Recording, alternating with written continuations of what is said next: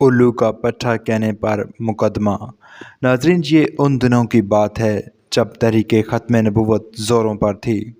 مولانا محمد علی جلندری رحمۃ اللہ علیہ شیخو پورہ تشریف لائے اور ایک جلسے میں مرزا غلام احمد قادیانی کو الو کا پٹھا کہہ دیا اور قادیانیوں نے ان پر مقدمہ درج کر دیا۔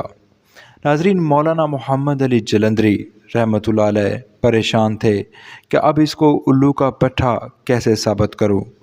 انہوں نے اپنی اس پریشانی کا حال مولانا لال حسین اختر کو سنایا اور کہا کہ اگر اسے الو کا پٹھا ثابت کر دیں تو میں آپ کو انعام دوں گا اور آپ میرے صفائی کے گواہ ہوں گے۔